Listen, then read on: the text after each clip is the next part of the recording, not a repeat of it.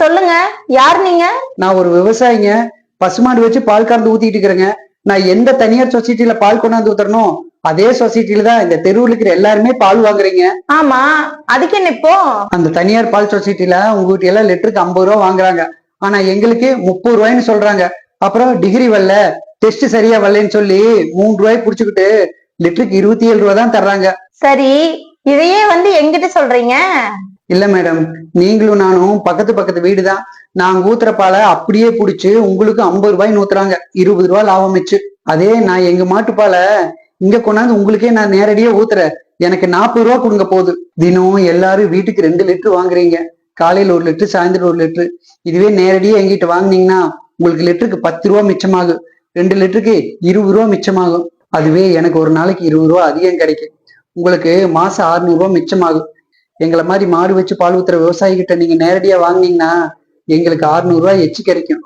உங்க ஒருத்தராலேயே தினம் 20 லிட்டர் பால் ஊத்துற விவசாயி கிட்ட 10 பேர் நேரடியா எங்கிட்ட வாங்கினீங்கன்னா மாசம் 6000 ரூபாய் எங்களுக்கு லாபம் கிடைக்குங்க எச்சா. அதனால 2 நேரமும் நானே இந்த தெருவில் எல்லாத்துக்கும் பால் கொண்டாந்து கொடுத்துறேன் மேடம். நீங்க எங்கிட்டயே பால் வாங்கிக்கங்க மேடம். நீங்க சொல்ற மாதிரி உங்ககிட்டயே நாங்க எல்லாரும் வாங்கிக்கிறோம். ஆனா அவங்க 27 ரூபாய் தானே தராங்கன்னு சொல்றீங்க. 3 ரூபாயா சேர்த்தி 30 ரூபாயா நாங்க உங்களுக்கு தந்துடுறோம். நீங்க 2 நேரமும் கொண்டு வந்து பால் ஊத்திட்டு போயிருங்க. என்ன மேடம், எவனோ கார்பரேட் கம்பெனிக்காரங்கிட்ட எங்க பாலைய எதுவும் பேசாம 50 ரூபா கொடுத்து வாங்கிட்டு வரீங்க. ஆனா நான் 10 ரூபா கம்மியா இங்கேயே கொண்டாந்து ஊத்துறேன்னு சொல்லியும் எங்கிட்ட போய் பேரம் பேசுறீங்களே மேடம். இல்லப்பா, இந்த ரேட்டுனா கொண்டு வா, இல்லைன்னா நாங்க அங்கேயே வாங்கிக்கிறோம்.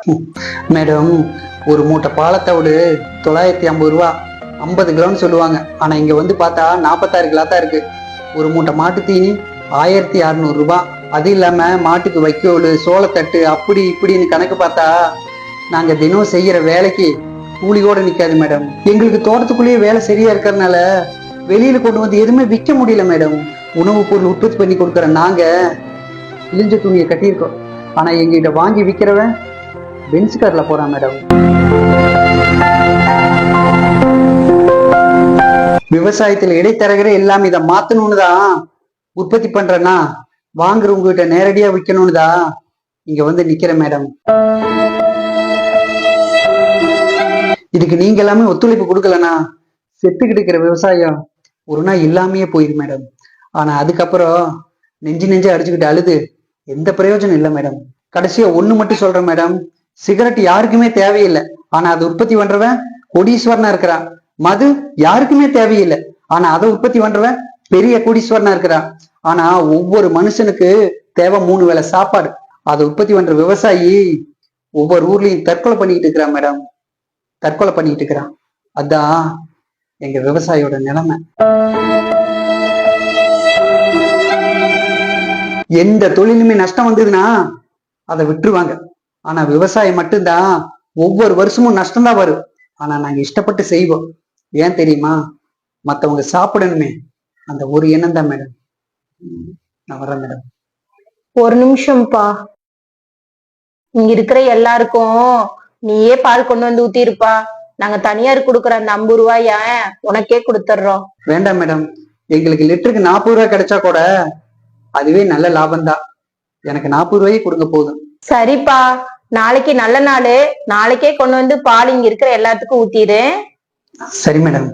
டாக்டர் பட்டமும் தேசிய விருதும் ஊரை ஏமாத்துற அரசியல்வாதிகளுக்கும் நடிகர்களுக்கும் கொடுக்காம உங்களை மாதிரி உண்மையா உழைக்கிற விவசாயிகளுக்கு தான் கொடுக்கணும்பா. போயிட்டு வரேன். கடவுள் என்னும் முதலாளி கண்டெடுத்த தொழிலாளி விவசாயி. விவசாயம் என்பது லாபகரமான தொழில்தான், இடைத்தரகர்களை தவிர்த்தால் மட்டுமே.